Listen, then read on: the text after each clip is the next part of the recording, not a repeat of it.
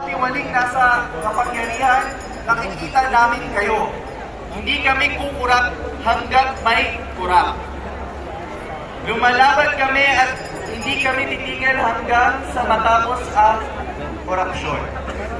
Kaya ngayon, upang may padama ang hinging pangarap ng isang makatarungang bukas, narito ang mga magagandahang harong queens na maghahandog ng isang